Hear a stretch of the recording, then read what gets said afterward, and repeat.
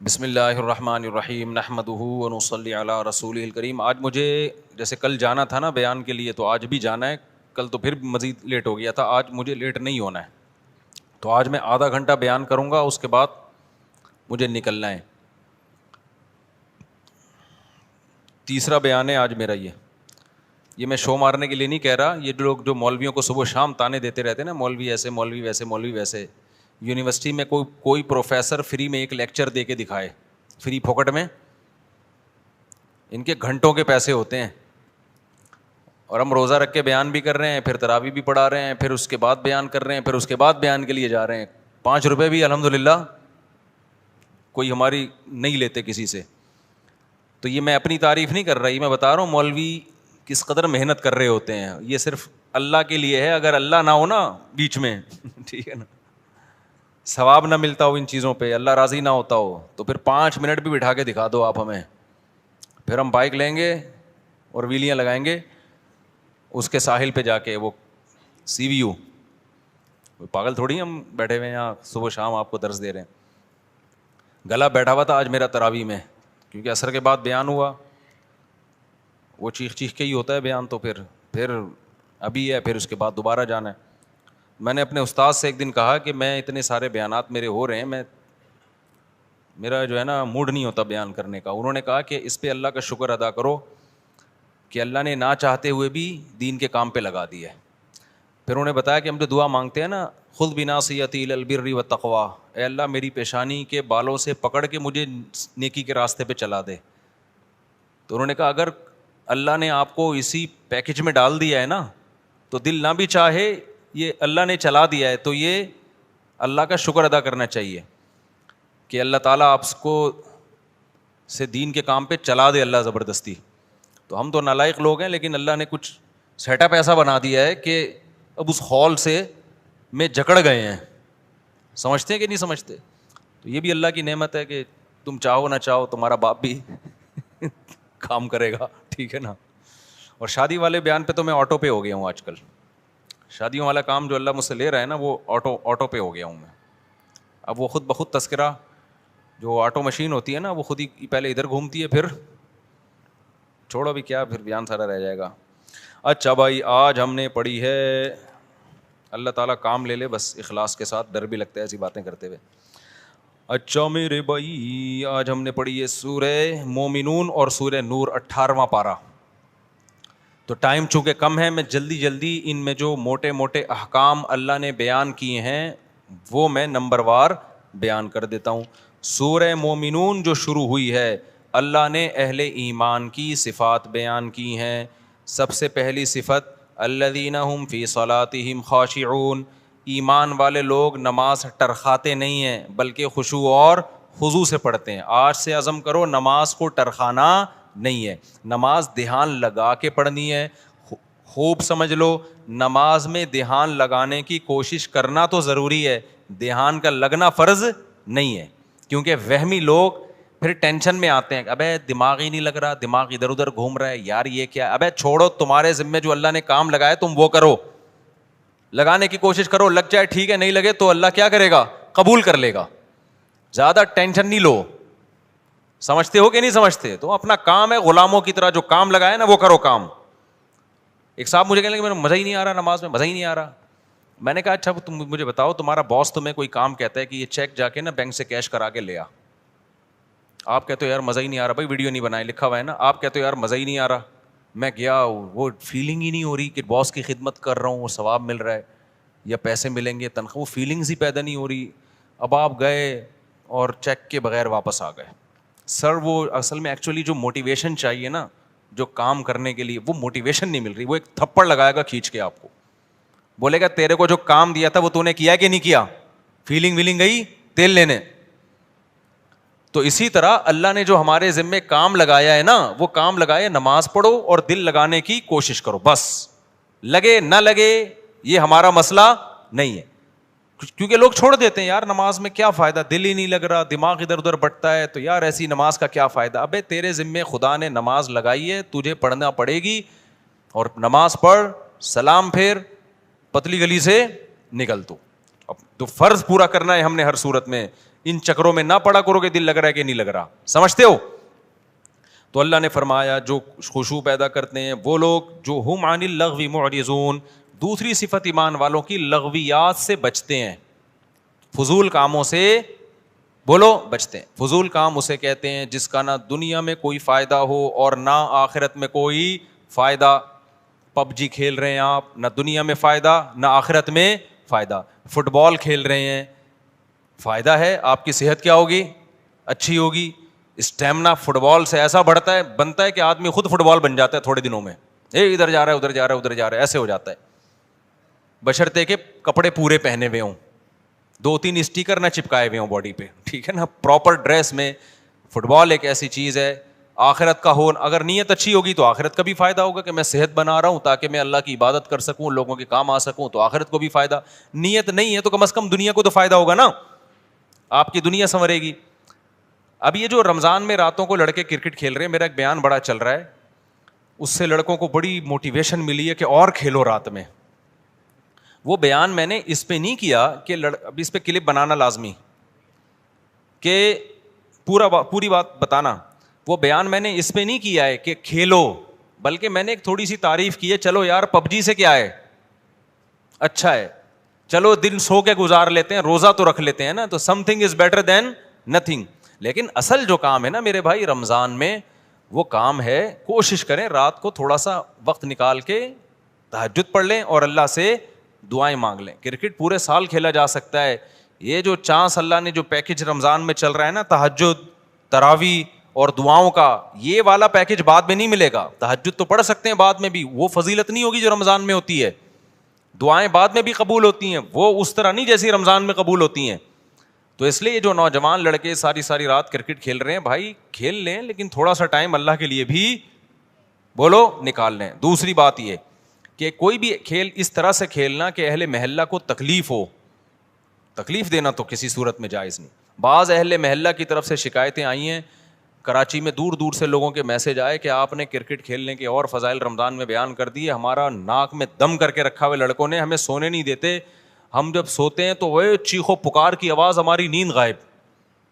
تو میں نے کہا یہ تو پولیس کنٹرول کرے گی, بھائی تھانے میں رپورٹ کرو, اس کا میرے بیان سے کوئی تعلق. میں نے تو ایک جرنلی ایک نارملی بات بیان کی ہے, یہ تو مینجمنٹ کا کام ہوتا ہے نا. دیکھو امریکہ میں, لندن میں, پورے یورپ میں آپ نے تیز آواز سے گانے لگا دیے نا, تو پڑوسی نہیں آپ کو آپ کہے گا کہ بند کرو, پڑوسی پولیس کو فون کرے گا, پولیس آئے گی بولے گی بھائی اس کو کیا کر لے, آہستہ کر آواز, اپنے گھر کے اندر سن, محلوں کو کیوں سنا رہا ہے. تو ہمارے یہاں مینجمنٹ ہی نہیں ہے. جب مینجمنٹ ہی نہیں ہے تو پھر جو کرے تو پھر مجھے کہہ رہے ہیں کہ میں بند کراؤں. تو وہ اس لیے اصل کام یہی ہے کہ والذین هم عن اللغو معرضون, ایمان والوں کی علامت یہ ہے کہ وہ ایسے کاموں سے جس کا نہ دین کا کوئی فائدہ نہ دنیا کا کوئی فائدہ, اس سے ایوائڈ کرتے ہیں, اس سے اجتناب کرتے ہیں. تو آج سے دیکھیں سارا دن آپ کون کون سے ایسے کام کر رہے ہیں جو فالتو کے کام ہیں, جن کا کوئی فائدہ بولو نہیں. ان کاموں کو اپنی فہرست سے نکالیں. سمجھتے ہو کہ نہیں سمجھتے؟ والذین هم للزکاۃ فاعلون, زکوٰۃ دیتے ہیں. والذین هم لفروجہم حافظون, اپنی شرم گاہوں کی حفاظت کرتے ہیں. الا علی ازواجہم, سوائے اپنی بیویوں کے. یہ بار بار میں مضمون بیان کرتا ہوں. اہل جنت کی علامت کیا ہے کہ بیوی کے علاوہ اس کے پاس کوئی راستہ نہیں ہے, نہ ہینڈ پریکٹس کا راستہ ہے. اللہ ڈاکٹر ذاکر نائک کو دنیا اور آخرت کی بھلائیاں دے, ہمارے لیے قابل احترام ہے, لیکن انہوں نے جو ہینڈ پریکٹس والا مسئلہ بیان کیا وہ بالکل غلط ہے. اسلام کہتے ہیں مسائل مفتیان کرام کا کام ہے. انہوں نے کہہ دیا کہ مجبوری میں جائز ہے, کہیں بھی جائز ہونے کی ہمارے پاس کوئی شرعی دلیل موجود نہیں ہے. قرآن نے صاف طور پہ منع کیا ہے.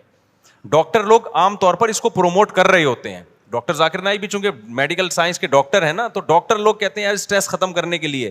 بھائی دنیا میں صرف اسٹریس ہی کوئی مسئلہ نہیں ہے. اسٹریس آپ شریعت کی حدود میں رہ کے تو ختم کر سکتے ہیں. شریعت کی حدود ٹوٹ رہی ہیں تو پھر اسٹریس نعمت ہے اللہ کے لیے. دیکھو روزے میں بھی اسٹریس ہوتی ہے نا, دل تڑپتا ہے, منہ میں بدبو بھی پیدا ہو جاتی ہے بہت زیادہ خالی پیٹ رہنے سے. لیکن نبی نے کیا فرمایا, وَلَخَلُوفُ فَمِ الصَّائِمِ أَحَبُّ إِلَى اللَّهِ مِنَ الْمِسْكِ. اللہ کو بدبو سے کتنی نفرت ہے, لیکن روزے دار کی منہ کی بدبو اللہ کو مشک و عنبر سے زیادہ محبوب ہے. اللہ کو میلا کچیلا رہنا پسند ہے یا صاف ستھرا؟ بتاؤ. میڈیکل سائنس بھی کہتی ہے بھائی نیٹ کلین ہونا چاہیے بندہ. اللہ میاں بھی یہ کہتے ہیں, تبھی مسواک کا حکم دیا, نہانے کا حکم دیا, خوشبو کا حکم دیا, صاف کپڑے پہنے, پاک کپڑوں. لیکن جب ہم حج کرنے جاتے ہیں تو اللہ کو میلا کچیلا حاجی زیادہ پسند ہے. اب ڈاکٹر تو وہاں بھی کہے گا یار یہ میل کچیلا ایکچولی جرمس ایکچولی. بھائی اللہ کے لیے اب میلا کچیلا کیا ہے؟ پراگندہ بال, لمبا سفر, لمبا احرام. تبھی تو حج قران سب سے افضل ہے. ایک ہی احرام میں حج بھی کرو اور اسی احرام میں عمرہ بھی کرو, تاکہ احرام لمبا ہو جائے. کیونکہ جتنا احرام لمبا ہوگا خوشبو نہیں لگا سکتے آپ, بال نہیں کاٹ سکتے, کنگھا نہیں کر سکتے.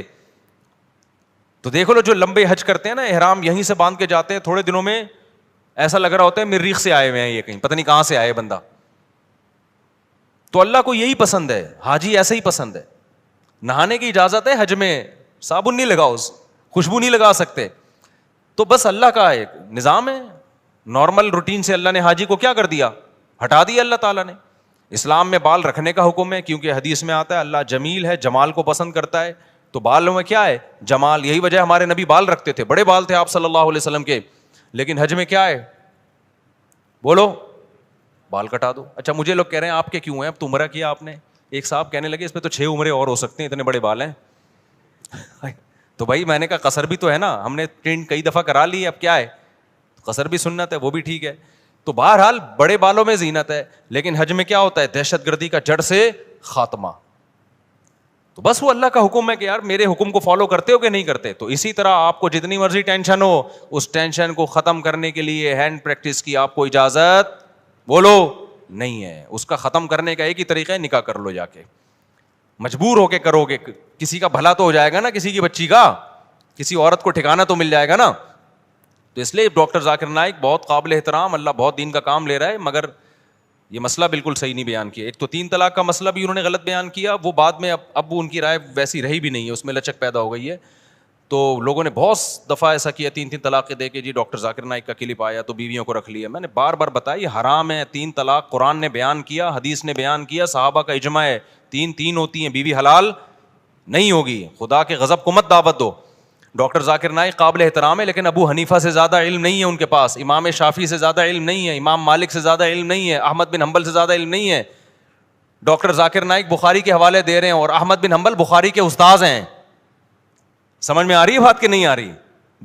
امام بخاری کے استاذ ہیں احمد بن حنبل, امام شافعی احمد بن حنبل کے استاذ ہیں, امام محمد امام شافعی کے استاذ ہیں, امام ابو حنیفہ امام محمد کے استاذ ہیں, اور امام مالک بقیہ 3 اماموں کے استاذ ہیں. اور یہ تابعین تبع تابعین کے دور کے لوگ ہیں. پوری امت نے ان پہ اعتماد کیا ہے, اور اس وقت اعتماد کیا ہے جب یہ 2 نمبریاں نہیں تھیں, اس طرح کے منجن نہیں بک رہے تھے مارکیٹ میں.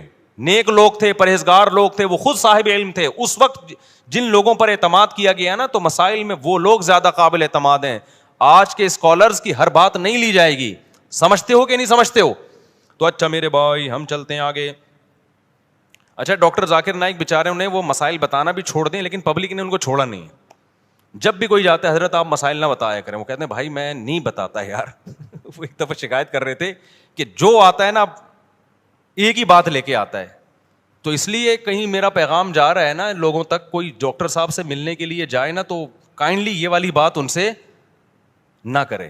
جائے تمیز سے ملاقات کرے, سلام دعا کرے, اور ان کے ادارے کے لیے کوئی تعاون کرنا ہے تو تعاون کرے, اور پتلی گلی سے آ جائے. جو جا رہا ہے کہ حضرت آپ نے وہ مسئلہ بیان کیا تو وہ مسئلہ بیان کیا, وہ کہہ رہے بھائی مجھے چھوڑ دو یار میرے حال پہ. چلو آگے میرے بھائی, جو کام وہ کر رہے ہیں اس میں ان کے ساتھ تعاون بھرپور طریقے سے کرنا چاہیے. جس غیر مسلموں کو دعوت دینا, کتنے لوگوں کو مسلمان کر لیا, اور کتنا قطر کی گورنمنٹ نے بھی بلایا نا. لوگ پہلے کہتے تھے کہ اسلام تلوار سے پھیلا ہے, اب لوگ کہیں گے اسلام فٹ بال سے پھیلا ہے. پہلے مشہور تھا کہ اسلام کس سے پھیلا ہے؟ تلوار سے. علماء نے بتایا نہیں جی اخلاق سے پھیلا ہے. اب نہ اخلاق سے پھیلا ہے نہ تلوار سے پھیلا ہے. اسلام کس سے پھیلا ہے؟ فٹ بال سے. قطر میں فٹ بال کا ٹورنامنٹ ہوا نا, پتہ نہیں کتنے لوگ مسلمان ہو گئے ڈاکٹر ذاکر نائک کے ہاتھ پہ. تو اس چیز میں ان کے ساتھ بھرپور تعاون کرنا چاہیے, اور ہر وقت جا کے طنز کرنا, تانے کرنا, یہ چیز بالکل بھی مناسب نہیں. چلو میرے بھائی ہم آگے چلتے ہیں. تو اللہ میاں نے یہاں پر بتایا کہ اپنی شرمگاہوں کی حفاظت کرتے ہیں, یعنی اپنی خواہش پوری نہیں کرتے سوائے اپنی بیویاں اور باندیوں سے. باندیوں کا سیٹ اپ آج کل کیا ہو گیا ہے؟ ختم. بین الاقوامی معاہدہ ہے, اب کوئی کسی کو باندی نہیں بنا سکتا. کوئی عورت آ کے باندی بننا بھی چاہے نا کہ میں آج سے آپ کی غلام ہوں, لونڈی ہوں, نہیں ہو سکتا یہ. سمجھتے ہو اسلام نے آزاد عورت کو یہ رائٹ ہی نہیں دیا کہ وہ کسی کی باندی بن جائے. وہ صرف جنگوں میں قید ہوا کرتی تھی اور پوری دنیا میں یہ تھا کہ یہ معاہدہ تھا. اب وہ پوری دنیا میں معاہدہ ہو گیا ہے کہ اب جنگوں میں جو قید ہوگی وہ باندی نہیں بنے گی. تو اسلام نے معاہدے کی پابندی کا حکم دیا ہے. سمجھتے ہو, کیونکہ اسلام میں کوئی لازمی حکم نہیں تھا باندی بناؤ. تو اس لیے اب آپ کے پاس ایک ہی آپشن رہ گیا ہے. وہ آپشن کیا رہ گیا ہے؟ بیوی. تو 4 شادیوں کی اتفاق سے اللہ نے اجازت دی ہوئی ہے. وہ مجھے نہیں برا بلا کہا کرو, وہ اللہ نے دی ہوئی ہے عدل کی شرط کے ساتھ, حقوق کی برابری کے ساتھ. تو وہ آپ اگر کرنا چاہیں تو میری طرف سے مجھے کوئی شکایت آپ سے بالکل بھی نہیں ہوگی. میں کون ہوتا ہوں, اللہ کو نہیں ہوگی. جب اللہ کو نہیں ہوگی تو سوسائٹی گئی تیل لین, سوسائٹی کی ایسی کی تیسی. اچھا میرے بھائی, ایسی کی تیسی کا وہ بنا لینا. آگے اللہ تعالیٰ فرماتے ہیں والذین هم لاماناتہم وعہدہم راعون. یہ بہت اہم آیت ہے یار, یہ بہت اہم آیت ہے. کاش یہ چیز مسلمانوں میں آ جائے. امانتوں اور معاہدوں کی پابندی, ایگریمنٹ کی بولو پابندی. امانت کا مطلب کوئی بھی عہدہ آپ کو دیا گیا ہے, آپ پہ اعتماد کر کے آپ اس کو ذمہ داری سے پورا کریں. آپ نے جب کسی سے کوئی ایگریمنٹ کر لیا, اسٹیٹ ایجنٹ کتنے 2 نمبر ہوتے ہیں سوائے ان کے جو میرا بیان سن رہے ہیں. کل میرے پاس کیس آیا, جمعے کو, چند دن پہلے جمعے کو کیس آیا. کتنے ایڈوانس میں دے دیا, سودا بک ہو گیا. اب کسٹمر کو, ویسے تو اسٹیٹ ایجنٹ الو بنا رہے ہوتے ہیں, کسٹمر بھی بنا رہے ہوتے ہیں. اب کیا ہے کہ جی دوسرا زیادہ اچھا مل گیا تو ادھر سے زبان چینج کر کے اس سے معاملہ کرنا شروع کر دیا. بہت 2 نمبریاں ہو رہی ہیں پیسوں کے معاملے میں. مسلمان سیدھا نہیں ہے. اسٹیٹ ایجنٹ کیا کرتا ہے, آپ سے پیسے لیے, کوئی اچھا پلاٹ ملے گا آپ کو دوں گا, اچھا ملے نا تو نیت چینج, ابے اس کو کیوں دوں, خود نہ رکھ لوں میں. حالانکہ معاہدہ کس سے ہوا تھا؟ آپ سے معاہدہ ہوا تھا. 2 نمبریاں, ادھر سے گھسیٹو ادھر سے گھسیٹو. آپ نے جب مالک مکان سے گھر لیا کرائے پر, آپ نے معاہدہ یہ کیا تھا 1 سے لے کے 5 تاریخ تک میں کرایہ, عام طور پہ 5 تک دے دیا جاتا ہے. آپ نہیں دے رہے 5 تاریخ کو کرایہ. اس کا فون آ رہا ہے, بھائی کرایہ کیوں نہیں دیا؟ آپ چلو اب دے دیتا ہوں میں. معاہدہ تو توڑ دیا نا آپ نے, معاہدہ 5 کا ہوا تھا. اب وہ کال کر کے کیوں بتا رہا ہے آپ کو؟ نہیں آئی بات. جو کام آپ کا تھا وہ کیوں, بیت الخلاء جب جانا ہوتا ہے دوسرا بتا رہا ہوتا ہے, سر آپ 24 گھنٹے ہو گئے ابھی تک واش روم نہیں گئے, کائنڈلی اب آپ چلے جائیں. آپ کی ضرورت ہے نا واش روم, جب آپ کو تقاضا ہوتا ہے آپ کسی سے مشورہ لیتے ہو یا ڈاکٹر کہے گا فوراً جاتے ہو. تو یہ جو آپ کا ایگریمنٹ ہوا نا کہ گھر میں استعمال کروں گا اور کرایہ میں اتنے دن دوں گا, اتنے دن تک دے دوں گا, تو اب جب اتنے دن گزر گئے تو یہ ذمہ داری کس کی ہے؟ آپ گنہگار ہو رہے ہو, آپ گنہگار ہو رہے ہو, آپ کو دینا پڑے گا اس کو, اس کے کال کیے بغیر. سمجھتے ہو کہ نہیں سمجھتے ہو؟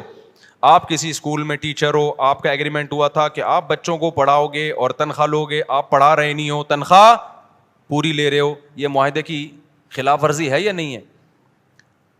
کسی سیاست دان نے ووٹ لیے اس بیس پہ کہ میں یہ کروں گا میں یہ کروں گا, ووٹ لے کے جیت گیا, اب نہ یہ کر رہا ہے نہ وہ کر رہا ہے.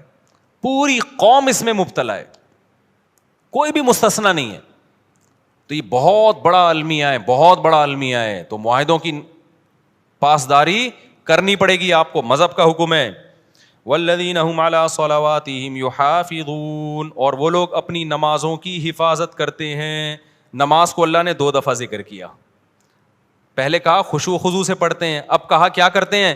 حفاظت. حفاظت کا مطلب پتہ ہے کیا ہے؟ ٹائم پہ پڑھنا. کیونکہ ٹائم گزار دیا تو ضائع کر دیا آپ نے, ٹائم گزار دیا تو کیا کر دیا؟ ضائع کر دیا. انہی آیتوں کی وجہ سے امام ابو حنیفہ سفر میں 2 نمازیں اکٹھی پڑھنے کے قائل نہیں ہیں, کیونکہ قرآن کہہ رہا ہے کہ اپنی نمازوں کی حفاظت. حفاظت کا مطلب کیا ہے؟ ایک صاحب نے کہا کہ قرآن نے کہا حفاظت کرتے ہیں, قرآن نے کہا ہر نماز کا ایک وقت مقرر ہے. قرآن میں ہے نا ان الصلاۃ کانت علی المؤمنین کتابا موقوتا, اور یہ سفر کے بارے میں نازل ہوئی ہے کہ ہر نماز کا ایک ٹائم متعین ہے. انہوں نے کہا جب قرآن میں آتا ہے ہر نماز کا ایک ٹائم متعین ہے, تو ہمیں حدیث سے پتہ چلتا ہے کہ سفر میں 2 نمازوں کا ایک ہی ٹائم ہے, حالانکہ ایسا ہے نہیں. حدیث جبریل سے پتہ چلتا ہے کہ ہر نماز کا ٹائم کیا ہے؟ ہر نماز کا ایک متعین ٹائم ہے. حدیث جبریل سے پتہ چلتا ہے ظہر یہاں تک، عصر یہاں تک، عصر سے مغرب کا ٹائم، پھر مغرب سے عشاء. حدیث جبریل مشہور حدیث ہے، اس سے پتہ چلتا ہے. اور جو سفر میں آتا ہے نا حدیث میں 2 نمازیں اکٹھی پڑھی ہیں، اکثر لوگ ہم پہ طنز کرتے ہیں کہ جب نبی نے فرمایا 2 نمازیں اکٹھی پڑھی ہیں تو آپ کیوں نہیں پڑھتے؟ بھائی بخاری مسلم کی حدیث ہے کہ نبی نے بغیر سفر کے بھی 2 نمازیں اکٹھی پڑھی ہیں، تو جو اس کا مطلب ہے وہ اس کا بھی وہی مطلب ہے، ان حدیثوں کا بھی. اور اس کا مطلب کیا ہے؟ علامہ شوکانی جو ہے غیر مقلد عالم تھے، انہوں نے لکھا ہے کہ اس کا مطلب ہے 2 نمازیں اکٹھی ایسے پڑھی ہے کہ ہر نماز اپنے وقت پہ پڑھی ہے. ایک کو مؤخر کیا ظہر کو، اور جب ظہر کا وقت ختم ہوا تو فوراً عصر پڑھ لی، یعنی عصر اپنے وقت پہ پڑھی، ظہر اپنے وقت پہ پڑھی. تو جو مطلب اس حدیث کا ہے نا جس میں آتا ہے نبی نے بغیر کسی عذر بارش کے 2 نمازیں اکٹھی پڑھی ہیں، ہم کہتے ہیں یہی سفر کا بھی یہی مطلب ہے. اس سے تمام قرآن اور تمام احادیث میں کیا ہو جاتا ہے؟ تطبیق ہو جاتی ہے آرام سے، سوائے حج کے. حج تو خلاف قیاس ہے. تو یہ جو آج کل اتنا زیادہ رواج ہو گیا ہے نبی کے، بھائی جاؤ، جب بھی لوگ جاتے ہیں سفر میں، بعض تو گھر میں ہی پڑھ لیتے ہیں اکٹھی. تو کوئی کسی فقہ کو فالو کر رہا ہے، ہمیں اس پہ اعتراض نہیں ہے، لیکن آپ یہ کہنا کہ ہمیں قرآن و حدیث کا پتہ ہے اور احناف کو قرآن و حدیث کا نہیں پتہ، یہ آپ کبھی بیٹھو تو ہم بتائیں کہ اللہ کا شکر ہے ہمیں جتنا پتہ ہے شاید آپ سے زیادہ ہی پتہ ہو، آپ سے کم پتہ نہیں ہے. تو یہ آخری بات، یہ چونکہ موضوع چل گیا ہے تو بس 1 منٹ میں اس بحث کو سمیٹتا ہوں. دیکھو قرآن مجید متواتر ہے، اس کا ایک ایک لفظ من جانب اللہ ہے، اس میں ایک حرف میں بھی تحریف نہیں ہوئی ہے. قرآن جگہ جگہ کہتا ہے ایمان والے اپنی نمازوں کی حفاظت کرتے ہیں، جگہ جگہ کہتا ہے، بار بار کہتا ہے. اور حدیث جبریل سے پتہ چلتا ہے کہ ہر نماز کا ایک ٹائم متعین ہے، اس میں سفر اور حضر میں نبی نے کوئی فرق نہیں بیان کیا. تو ہم یہ کہتے ہیں کہ جو متواتر ہے نا اس کے خلاف جب کوئی اتنی مضبوط دلیل ہوگی جو اسی جیسی ہوگی تو پھر تو مانی جائے گی، نہیں ہوگی تو اس میں تعویل کی جائے گی. تو قرآن کے مقابلے میں جو احادیث ہیں جن میں آتا ہے کہ 2 نمازیں اکٹھی پڑھی جائیں، ان کے بارے میں خوب سمجھ لو. یا تو وہ واضح نہیں ہے کہ اکٹھی کا مطلب کیا ہے، قضا کر کے پڑھی ہے یا قضا کیے بغیر پڑھی ہے، وہ واضح نہیں ہے. بلکہ صحیح حدیث سے پتہ چلتا ہے کہ اس طرح پڑھی ہے کہ ظہر کو عصر کے قریب اور عصر کو مقدم. یہ صحیح حدیث سے ہی پتہ چلتا ہے. میں انشاءاللہ اس پہ پورے حوالوں کے ساتھ ایک کلپ ریکارڈ کرواؤں گا، ابھی تو میں اس بیان کے لیے بیٹھا نہیں ہوں یہاں پہ. تو وہ احادیث جن میں آتا ہے 2 نمازیں اکٹھی پڑھی ہیں وہ واضح نہیں ہے، اور جو واضح ہیں وہ صحیح نہیں ہے، ان کی سند پہ کلام ہے. بات آ رہی ہے سمجھ میں؟ کوئی ایک ایسی حدیث نہیں ہے جس میں آتا ہو کہ نبی نے ظہر کو باقاعدہ قضا کر کے عصر کے وقت میں پڑھا ہے. اتنی واضح حدیث ہو اور بے غبار سند بھی ہو اس کی، ایسی کوئی حدیث نہیں ہے. اگر حدیث بے واضح ہے تو سند بے غبار نہیں ہے، اور اگر سند صحیح ہے تو حدیث کا مفہوم واضح نہیں ہے. اور ویسے بھی کامن سینس کی بات ہے کہ اللہ تعالیٰ نے جو سفر میں 4 کی 2 کی ہیں، وہ 2 اسی لیے تو کی ہیں کہ ٹائم پہ ہو جائیں. آپ کے پاس یہ عذر نہ ہو کہ جی مجھے ٹائم نہیں ملا، وہ ٹائم بچانے کے لیے ہی تو ہیں. جب آپ کو کوئی سہولت دی جاتی ہے اس لیے دی جاتی ہے نا کہ کام ہو جائے، اس لیے تھوڑی دی جاتی ہے کہ اس کو ڈیلے کر دیں آپ. تو اس میں میرا مقصد دوسرے لوگوں پہ طنز کرنا نہیں ہے، لیکن میرا مقصد یہ کہ آپ جس فقہ کو فالو کر رہے ہیں نا قرآن و سنت کی روشنی میں، اس میں 2 نمازیں اکٹھی پڑھنے کے جو احناف کے ہاں مطلب ہے کہ جمع بین الصلاتین کا مطلب کیا ہے، وہ مطلب قرآن و حدیث سے بہت زیادہ مزین ہے، بہت مدلل ہے وہ مطلب. اور ویسے بھی جو سفر میں بھی آپ نے جمع سوری کی ہے، جس کو جمع سوری کہتے ہیں کہ ظہر اور عصر کے قریب قریب پڑھا ہے، یہ بھی بہت کم کیا ہے. جبکہ ہم اہل حدیث حضرات کو دیکھتے ہیں ہر سفر میں یہ کر رہے ہوتے ہیں، وہ یعنی خود حدیث پر بھی اس طرح عمل نہیں کر رہے ہوتے جو ان کی اپنی رائے ہے. آپ دیکھ لو تو لوگوں نے عام شروع کر دیا ہے، جب بھی جائیں گے ظہر. اب تو یہاں تک شروع ہو گیا ہے کہ سفر ابھی شروع ہونے والا تھا، ابھی شروع نہیں ہوا ہے، گھر میں ہی ظہر اکٹھی پڑی اور نکل گئے، اور حوالہ دیتے ہیں حضرت مولانا فلاں کرتے ہیں، حضرت مولانا فلاں کرتے ہیں. بھائی جتنا بھی بڑا مولانا ہو ابو حنیفہ کی خاک کے برابر بھی نہیں ہے، ان کی کوئی حیثیت نہیں ہے ان واعظین کی اور آج کی مولویوں کی. تو ہم ابو حنیفہ کی بات کو قرآن و حدیث پہ ہرگز ترجیح نہیں دے رہے، ہم ابو حنیفہ کی فہم کو آج کے اسکالرز کی فہم پہ ترجیح دے رہے ہیں. سمجھتے ہو کہ نہیں سمجھتے ہو؟ چلو آگے. تو اس لیے یہاں بھی قرآن کہہ رہے اپنی نمازوں کی حفاظت. یہی وجہ ہے دیکھو فجر اور ظہر کو نہیں جمع کیا گیا. کیوں؟ دونوں کا ٹائم آپس میں ملتا نہیں ہے، دونوں کا ٹائم نہیں مل رہا آپس میں. آگے چلتے ہیں ہم. اولئک هم الوارثون, جو اپنی نمازوں کی حفاظت کرتے ہیں. اللہ فرماتے ہیں یہی لوگ وارث ہیں. کس چیز کے وارث ہیں؟ کیا ملے گا, کیا انعام ملے گا بھائی؟ اللہ کتنے پیسے دے گا ان لوگوں کو جو معاہدوں کی پابندی کرتے ہیں, ان لوگوں کو جو فضولیات سے بچتے ہیں, ان لوگوں کو جو اپنی شرمگاہوں کی حفاظت کرتے ہیں, ان لوگوں کو جو اپنی امانتوں اور معاہدوں کی پابندی کرتے ہیں. تو اللہ کی طرف سے ان کو کیا ملے گا؟ سوال پیدا ہوتا ہے کہ نہیں ہوتا؟ اللہ فرماتے ہیں میں بتاتا ہوں کیا ملے گا. الذین یرثون الفردوس, یہ وہ لوگ ہیں جو جنت الفردوس کے وارث بنیں گے. کہاں جائیں گے؟ ایسے باغات میں جن کے نیچے نہریں بہتی ہیں. کتنا قرآن میں اللہ نے جنت کا نقشہ بیان کیا ہے, کتنا زیادہ بیان کیا ہے. ہم سمجھتے ہیں کہ یہ اللہ کے معاذ اللہ سیاسی وعدے ہیں. ومن اصدق من اللہ قیلا, اللہ کہتے ہیں اللہ سے زیادہ سچی بات کوئی نہیں کر سکتا. تو میرے بھائی دکھا دے نا اللہ, تو سارے نیک پرہیزگار بن جائیں. اللہ نے کیا کیا ہے؟ چھپا دیا ہے. تو چھپا ہوا ہے, اس لیے ہم جیسے لوگ مارکیٹ میں گھوم رہے ہیں. آگے اللہ فرماتے ہیں, اس میں پھر اور بہت سارے حکام ہیں, وقت بہت کم ہے. آگے میں نے سورہ نور بھی تھوڑی سی بیان کرنی ہے. سورہ نور میں اللہ نے بہت سارے حکام دیے, 5 منٹ میں جلدی جلدی. پہلا حکم اللہ نے یہ دیا, الزانیۃ والزانی فاجلدوا کل واحدۃ منہما مئۃ جلدہ, کل واحد منہما مئۃ جلدہ. جو زنا کرنے والا مرد اور زنا کرنے والی عورت, حکومت کو خطاب ہے کہ ان کو چوک میں لے کر آؤ اور دونوں کی پشتوں پہ 100 کوڑے مارو. اے اللہ چھپڑ میں بند کمرے میں نا ولیشہد عذابہما طائفۃ من المؤمنین, پوری ایک مسلمانوں کی پبلک دیکھ رہی ہو ان کم بختوں کو. آج لڑکا فخر سے بتا رہا ہوتا ہے یہ میری گرل فرینڈ ہے, اور آج کے دور میں گرل فرینڈ کا مطلب کیا ہے؟ یہ بھی بدکار, منہ کالا کرنے والی, اور میں بھی اس کے ساتھ منہ کالا کرنے والا بدکار. اتنا گندا غلیظ جرم, اور دوستوں کو فخر سے بتا رہا ہوتا ہے کہ میری گرل فرینڈ ہے یہ. جب بھی کوئی آپ کے سامنے دیکھو, نہی علی المنکر اپنی استطاعت کے بقدر فرض ہے. میں یہ نہیں کہہ رہا جو زنا کر رہے ہیں آپ کوڑے مارنا شروع کر دو, اس کی آپ کو اتھارٹی نہیں ہے, لیکن اتنا آپ کا فرض بنتا ہے جب کوئی دوست بتایا کرے نا میری گرل فرینڈ ہے, بول کام تو بھنگیوں اور چماروں والے کر رہا ہے, شکل سے شریف لگتا ہے, کام کیا کر رہا ہے؟ بھنگیوں چمارے والے, اور تھوڑے دن میں تیری شکل بھی بھنگیوں اور چماروں جیسی ہونے والی ہے. سمجھتے ہو کہ نہیں سمجھتے؟ بہت گندا غلیظ عمل ہے. قرآن کیا کہہ رہے ہیں؟ ان دونوں کو کھڑا کر کے کیا کرو؟ بغیرتوں کو 100 کوڑے مارو چوک پہ. یہ غیر مسلموں کا کام ہے بھائی, مسلمانوں کے نہیں ہے. یہ بولو یار تیری بھابھی کا فون آیا ہے, میری وائف کا فون آیا ہے, مجھے اپنی بیوی سے, جب کوئی مجھے بتاتا ہے نا مجھے اپنی بیوی سے محبت ہے, اللہ کی قسم خوشی ہوتی ہے. ایک خاندانی آدمی ہے, دعوت پہ جاتا ہے اپنی بیوی کو لے کے, خدا کی قسم خوشی ہوتی ہے. بندہ کیا ہے؟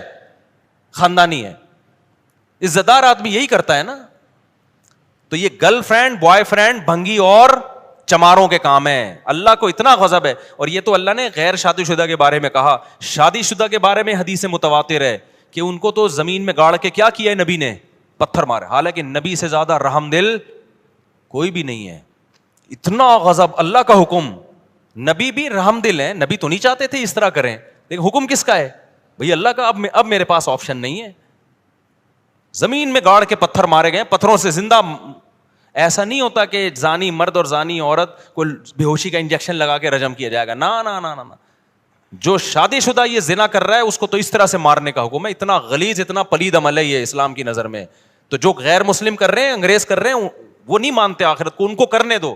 یا فیس بک پہ دینا شروع کر دو بھنگی چمار. میں آپ لوگ کے لیے, جو آپ میں سے یہ کر رہا ہے اس کے لیے لفظ استعمال کر رہا ہوں. تو اس لیے اگر کسی سے یہ جرم ہو گیا ہے بھائی, پہلی فرصت میں کیا کرے وہ؟ توبہ کرے. یہ اس کے قریب بھی نہیں جانا اس گندے عمل کے. تو آگے اللہ تعالیٰ فرماتے ہیں کہ جو اپنی بیویوں پہ تہمت لگاتے ہیں ان کے لیے بھی اللہ نے, کچھ لوگ شکی مزاج ہوتے ہیں, بلا وجہ عورت پہ تہمت لگا رہے ہوتے ہیں, اس کے لیے پورا لعان کی آیتیں نازل ہوئی. وقت کم ہے, پھر کبھی ڈیٹیل بتائیں گے. پھر حضرت عائشہ رضی اللہ تعالی عنہا پر منافقین نے جھوٹی تہمت لگائی تھی. اللہ نے امی عائشہ کی پاک دامنی آسمان سے نازل کی کہ یہ پاک دامن ہے. اسی وجہ سے جو حضرت عائشہ رضی اللہ تعالی عنہا, دیکھو حضرت عائشہ کا ایسا مقام ہے, صحابی نے پوچھا یا رسول اللہ سب سے زیادہ محبوب آپ کو کون ہے؟ آپ نے فرمایا عائشہ. کیا فرمایا؟ حالانکہ ان صحابی کا مقصد تھا مردوں میں, ان کا مقصد کیا تھا؟ مردوں میں. لیکن نبی کو ایک دم ذہن کس کی طرف گیا؟ عائشہ. تبھی بعض تابعین جب حدیث بیان کرتے نا تو جیسے آتا نا ان عائشہ رضی اللہ عنہا, حضرت عائشہ سے نا نا نا نا, وہ کہتے حبی رسول اللہ, نبی کی جو چہیتی تھیں, سب سے محبوبہ تھیں عائشہ, ان سے یہ حدیث مروی ہے. وہ یہ لقب لگایا کرتے تھے. تو آپ نے کیا فرمایا, سب سے محبوب کون ہے؟ عائشہ. تو ان صحابی نے کہا مردوں میں. فرمایا ابوہا, یہ بھی نہیں کہا کہ ابو بکر, نہیں آئی بات میرا خیال ہے. فرمایا عائشہ کا باپ. تو نام یہاں بھی کس کا استعمال کر رہے ہیں؟ عائشہ. تو حضرت عائشہ کی فضیلت اس سے اور زیادہ بڑھ گئی کہ عائشہ بھی محبوب اور عائشہ کا کے والد بھی محبوب. تو اس لیے اللہ نے آسمان سے آپ کے لیے آپ کی پاک دامنی کو نازل کیا. اسی وجہ سے جو شخص بھی حضرت عائشہ رضی اللہ تعالی عنہا کو معاذ اللہ فاسقہ سمجھتا ہے, ان آیتوں کی روشنی میں وہ اسلام سے خارج. لوگ ہمیں کہتے ہیں, یہ مفتی لوگ لوگوں کو دائرہ اسلام سے نکالتے رہتے ہیں, کفر کے فتوے دیتے رہتے ہیں. بھائی ہم کسی کو دائرہ اسلام سے نہیں نکالتے, نام اس کے ٹھیکیدار ہیں. جو نکل گیا ہے اس کے بارے میں بتاتے ہیں کہ یہ مارکیٹ سے کیا ہو گیا, اسلام کی مارکیٹ سے شارٹ نکالنا تو اللہ کا کام ہے بھائی, بتانا مولویوں کا کام ہے یا نہیں ہے. تو اتنا بھی براڈ مائنڈیڈ نہیں بنو کہ دائرہ اتنا بڑا ہو جائے کہ کوئی اس میں رہے ہی نہیں. اب کوئی بتوں کی عبادت کر رہا ہے تو دائرہ اسلام میں کہوں یہ مسلمان ہے تو اللہ مجھ سے پوچھے گا کہاں سے آ گیا مسلمان بھائی جو بتوں کی عبادت کر رہا ہے. تو اتنے براڈ مائنڈیڈ نہیں بنو, نہ اتنے میٹھے بنو کہ لوگ کھانا شروع کر دیں, نہ اتنے کڑوے بنو کہ لوگ تھوکنا شروع کر دیں. بیلنس ہونا چاہیے. تو دائرہ اسلام سے جو نکلے گا تو وہ مارکیٹ سے خود ہی نکلا ہے, ہم نے تھوڑی نکالا ہے. ہم بتائیں گے بھائی یہ نہیں ہے, کائنڈلی ادھر اس سے آپ کیا کریں, اوائڈ کریں. تو میرے بھائی آگے اللہ تعالیٰ فرماتے ہیں جو لوگ مسلمانوں میں بے حیائی پھیلانا چاہتے ہیں ان کے لیے دنیا اور آخرت میں دردناک عذاب ہے. دنیا میں تو تعزیر ہے, وہ تو آج کل حکومت دیتی نہیں ہے, تو دنیا کے عذاب سے بچی بھی گئے, تو آخرت میں سخت عذاب. تو جو بھی مسلمانوں میں بے حیائی پھیلا رہے ہیں, اس میں وہ ساری ٹک ٹاکر لڑکیاں ہیں جو نیم برہنہ کپڑے پہن کے ٹک ٹاک پر ویڈیو بناتی ہیں. بے حیائی پھیلا رہی ہیں کہ نہیں پھیلا رہی ہیں؟ وہ جتنی فنکارائیں اداکاریں جو اپنے ڈانس اور ناچ گانوں کے ذریعے بے حیائی کو پروموٹ کر رہی ہیں, وہ ساری اس وعید میں داخل ہیں. جتنے مرد بے حیائی پھیلا رہے ہیں وہ سارے اس وعید میں داخل ہیں. اللہ نے صاف کہہ دیا سورہ نور میں, یحبون ان تشیع الفاحشہ, وہ لوگ جو سوسائٹی میں, مسلم سوسائٹی میں بے حیائی پھیلاتے ہیں ان کے لیے دردناک عذاب ہے. آگے اللہ تعالیٰ فرماتے ہیں, بہت اہم آیتیں اس میں, کہاں اب ٹائم بہت تھوڑا رہ گیا ہے. اے ایمان والو لا تدخلوا بیوتا غیر بیوتکم حتی تستأنسوا, کسی کے گھر میں, کسی کے کمرے میں اس کی پرمیشن کے بغیر داخل نہیں ہو. لوگ کیا کرتے ہیں, دروازہ کھول کے اندر گھستے ہیں, پوچھتے ہیں مے آئی کمنگ. اب تو گھس گیا ہے نا, انگریزوں میں ایسا ہوتا ہے, آئے دروازے پہ مے آئی کمنگ. اب کیا بھائی مے آئی کمنگ کے لیے رہ کیا گیا ہے؟ حدیث میں آتا ہے, بخاری کی حدیث ہے, جس نے کسی گھر میں جھانکا وہ اس میں داخل ہو گیا. تو چھت پہ کھڑے ہو کر کسی کے گھر میں جھانکنا یہ اس آیت کی خلاف ورزی. اچانک تبلیغ والے کیا کرتے ہیں, دیکھو جب دروازہ نوک کرتے ہیں فوراً کیا ہو جاتے ہیں, سائڈ پہ. ایسا نہ ہو دروازہ کھلے کوئی خاتون ہو یا آپ کے گھر پہ نظر پڑ جائے. کچھ وقت تبلیغ میں اللہ کی خاطر لگا لو, انسان کے بچے بن جاؤ گے. میں آپ کو بتا دوں, تبلیغ ایک واحد راستہ رہ گیا ہے اور ایک خانقاہ جہاں واقعی اللہ والے بزرگ ہوں جو انسانوں کو انسان کا بچہ بنائے. تو باقی تو عجیب ہی سیٹ اپ چل رہا ہے, ہر جگہ نفرتیں نفرتیں نفرتیں, بہت مصیبتیں کھڑی کر دی ہیں. تو ابھی میں نے واقعہ سنایا تھا نا, 2 عرب ملے مکہ مدینہ کے, اور کتنے بڑا اللہ نے ان کو مقام دیا. وہ کہہ رہے ہیں ہمیں تبلیغ والوں نے گمراہی سے ہدایت کی طرف, مدینہ کے لوگ ہیں, کہہ رہے ہیں ہمیں گمراہی سے نکالا کس نے, اور اس کی وجہ سے مجھے پکوڑے کھلا رہے ہیں کھجور. میں نے کہا یار چلو, نکالا ان لوگوں نے, لڈو کون کھا رہا ہے ہم کھا رہے ہیں پاکستانی ہونے کی وجہ سے, یعنی تم لوگوں نے نکالا ہے. تو خیر میں تو جماعت میں گیا بھی نہیں تھا وہاں پہ. اچھا پھر جو ہے نا ان کے گھر میں دعوت ہوئی ہمارے استاذ کی, انہوں نے پھر الگ کارگزاری سنائی ان عربوں کے گھر میں. وہ شیخ الحدیث تھے, ان کے والد سرٹیفائڈ باقاعدہ گورنمنٹ, سعودی گورنمنٹ کی طرف سے ان کو سرٹیفکیٹ ملا ہوا تھا. ان کے یہ الفاظ ہیں کہ میں نے بر صغیر جیسے علماء میں جو تقویٰ اور علم میں جو گہرائی دیکھی ہے وہ دنیا میں کہیں نہیں دیکھی. یہ ان کا تبصرہ ہے, سارے نہیں ہیں مجھے پتہ ہے, یہاں بدعتی بھی ہول سیل کے حساب سے ہیں اور بڑی بڑی فلمیں یہاں پڑی ہوئی ہیں, سب جگہ ہی ہوتی ہیں. لیکن یہ جو ایک الزام لگایا جاتا ہے نا کہ یہاں سارے مولوی 2 نمبر ہیں, منجن بیچتے ہیں, یہ دنیا نہیں اس الزام کو مانتی. دنیا یہاں کے علماء کی قدر کرتی ہے. یقین نہ آئے تو ایک حضرت مفتی تقی صاحب کو دیکھ لو جا کے, اور ان کے علاوہ بھی ہیں بہت سارے. خیر ہم آگے چلتے ہیں. اچھا میرے بھائی, اللہ فرماتے ہیں تو کسی کی, اس کا حاصل یہ کہ کسی کی پرائیویسی میں نہیں گھسو. اس آیت کا مطلب یہ, چھت پہ کھڑے ہو کر جھانک رہے ہیں ان کے گھر میں کیا ہو رہا ہے, اس کی بچی کہاں بھاگ کر جا رہی ہے, وہ رکشے میں کس کے ساتھ جا رہی تھی, وہ ٹیکسی میں. ابے تو اپنے کام کر. آج کسی کو موبائل پکڑا دو, جا کے ان باکس میں گھس جائے گا, واٹس ایپ میں گھس جائے گا, وہ بہت بڑا جرم ہے, یاد رکھو. کسی نے آپ کو موبائل استعمال کرنے کے لیے دیا, نہ اس کی گیلری میں آپ کو گھسنے کی اجازت ہے, نہ اس کے واٹس ایپ میں آپ کو گھسنے کی اجازت ہے, نہ اس کی ای میل چیک کرنے کی, نہ ان باکس میں میسیجز دیکھنے کی. یہ حرام اور گناہ کبیرہ ہے. دو آدمی چپکے سے بات کر رہے ہیں, آپ کو ان کی طرف کان لگانے کی اجازت نہیں ہے. نبی نے فرمایا دو آدمی بات کر رہے ہو چپکے سے, تیسرا گھننا, میں گھننا کا لفظ تو میں استعمال کر رہا ہوں, وہ ایسے بن جاتا ہے نا جیسے مجھے پتہ ہی نہیں, اور ان کی طرف کان لگائے گا نا, فرمایا اس کے کان میں اللہ پگھلا ہوا سیسا ڈالیں گے قیامت کے دن. یہ سزا ملے گی اس کو. بھائی جب وہ دو آپس کی پرائیویٹ بات کرنے, تو کیوں گھس رہا ہے ان کے بیچ میں. ہندوستان کے ایک بڑے عالم تھے, شاید مولانا قاسم نانوتوی تھے, کون تھے مجھے یاد نہیں, کہتے ہیں وہ لیٹے ہوئے تھے نا, ایسے جیسے سو رہے ہیں, دو آدمی آگے بات کرنے لگے, انہوں نے فوراً آنکھ کھول دی, کہا میں سو نہیں رہا, میں جاگ رہا ہوں, تاکہ کوئی ایسی بات نہ ہو جو مجھ سے چھپانا چاہتے ہو. اور ہاں, جہاں گورنمنٹ لیول پہ کوئی بڑا کام کرنا ہو, ملک کو دہشت گردوں سے بچانا ہو, تو پھر جاسوسی وہ ایک الگ مسئلہ ہے, وہ تو پرائیویسی میں نہیں ہے, وہ تو کوئی ملک دشمنی کی کوئی باتیں نہ ہو رہی ہوں. آج کیا ہو رہا تھا, ملک دشمنی کی باتیں تھوڑی کوئی فلاحی مسجد میں بیٹھ کے کرے گا. آج تو یہ ہو رہا ہے ان کی آپس کی بات ہے, دیکھیں کیا ہو رہی ہے, بلیک میل کرتے ہیں, 20 قسم کے مسائل ہیں, کالیں ریکارڈ ہوتی ہیں, لیک ہو گئیں, بڑے لوگ تمسراب, یہ دیکھو کال پہ کیا باتیں کر رہا تھا. او بھائی وہ جو بھی کر رہا تھا وہ جانے, اللہ جانے. جو لیک کرنے والا وہ اس سے بڑا مجرم ہے, اور جو ان کو پھیلانے والا وہ اس سے بھی بڑا مجرم ہے. تو یہ پرائیویسی ہے, لوگوں کی پرائیویسی میں گھسنے کی آپ کو اجازت نہیں ہے. ہاں کھلے عام جیسے گلی میں کیمرے لگے ہوئے ہیں, وہ تو سب کو پتہ ہے لگے ہوئے ہیں بھائی. اب یہاں گلی میں تم کسی کے بغل میں ہاتھ ڈال کے گھوم رہے ہو اور کیمرے سے لیک آؤٹ ہو گئے, تو تجھے پتہ نہیں ہے یہ گلی میں کیمرے لگے ہوئے ہیں, تو وہ پھر اپنی ہی عزت نہیں چاہتا ایک آدمی. لیکن گھروں میں گھس گھس کے کیمرے لگانا, ایک گلی, ایک تو پبلک جو ایریاز ہوتے ہیں وہ تو کامن ہوتے ہیں نا, وہاں تو سیکیورٹی کے لیے لگانے پڑتے ہیں کیمرے, لیکن ان کیمرے میں بھی کسی کی پرائیویسی کو لیک آؤٹ کرنے کی اجازت نہیں ہے کہ جی کیمرے نے ٹریس کیا, یہ اس کے ساتھ ان کی سیٹنگ چل رہی ہے. یہ غلط ہے بھائی. کیمرے کو ٹریس کرنے کے لیے لگائے, چور ڈاکوؤں کو پکڑنے کے لیے, کس کا کس کے ساتھ چکر چل رہا ہے یہ پکڑنے کے لیے کیمرے. یہ تو پرائیویسی میں گھس رہے ہو نا, تو یہ غلط ہے. چلو میرے بھائی جلدی سے میں مکمل کر لوں. اللہ تعالیٰ نے آگے فرمایا قل للمؤمنین یغضوا من ابصارہم, نظروں کی حفاظت کرو.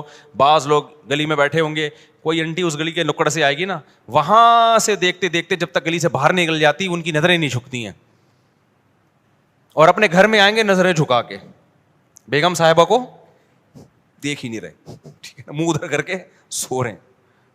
تو جو دیکھنے کی چیز تھی, جو ڈرامہ دیکھنے کا تھا, وہ ڈرامہ دیکھ نہیں رہے. جو فلم بین ہے اللہ کی طرف سے, وہ فلم جا کے دیکھ رہے ہو.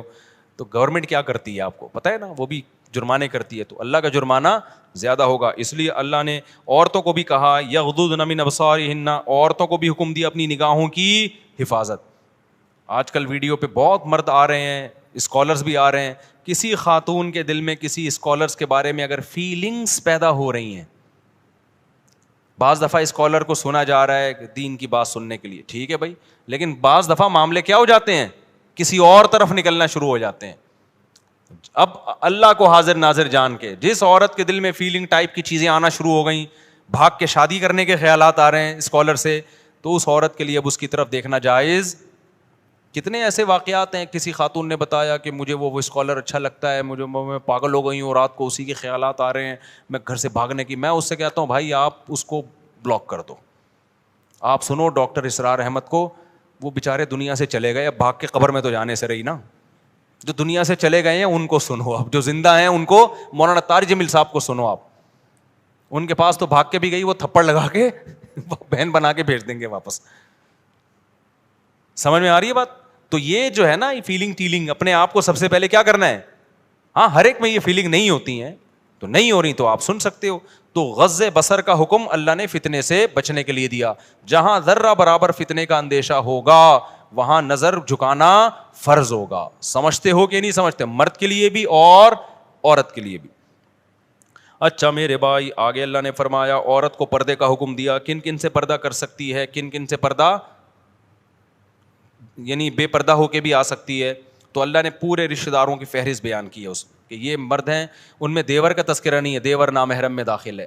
چچا زاد بھائی, خالہ زاد بھائی, مامو زاد بھائی, پھوپھی زاد بھائی, یہ جتنے کزن ہیں یہ سب نامحرم میں داخل ہیں. غیر مسلموں کے ہاں یہ سب بہن بھائی ہی ہوتے ہیں سچی مچی کے. اسلام میں ایسا نہیں ہے, جو سگا بھائی ہے وہ سگا بھائی ہے, کزن آپ کا سگا بھائی نہیں ہے, اس سے پردہ کرنا پڑے گا, تبھی تو کزن سے شادی جائز ہے اسلام میں. آگے میرے بھائی, آگے اللہ تعالیٰ فرماتے ہیں وَلَا يَضْرِبْنَ بِأَرْجُلِهِنَّ لِيُعْلَمَ مَا يُخْفِينَ مِن زِينَتِهِنَّ, عورت اپنے پاؤں کی پازیب اتنی زور سے زمین پہ نہ رکھے کہ اس کی پازیب کی آواز غیر مردوں کے کان میں جائے. آج یہ سارے احکام کی دھجیاں اڑ رہی ہیں. آگے چلو میرے بھائی, آگے ہم لوگ اور ہم لوگوں کے لیے ٹائٹ حکم, وَأَنكِحُوا الْأَيَامَ مِنكُمْ, اللہ فرماتے ہیں جو تمہارے نوجوانوں میں بے نکاح ہوا کریں ان کی شادی کرا دیا کرو. ٹھیک ہے نا, سڑ رہے ہیں وہ بیچارے, مر رہے ہیں اور پتہ نہیں کیا کیا کر رہے ہیں, میں نہیں زیادہ اس میں جاتا. اللہ میاں نے کہا جو کرا دیا کرو. ابا کہیں گے اللہ پیسے نہیں ہے, اس کی تنخواہ دیکھو 10,000 میں شادی کراؤں میں اس کی. اللہ نے فرمایا ان یکونوا فقراء, اگر یہ فقیر ہوں گے, یغنیہم اللہ من فضلی, نکاح کے بعد اللہ نکاح کی برکت سے ان کو غنی کر دے گا.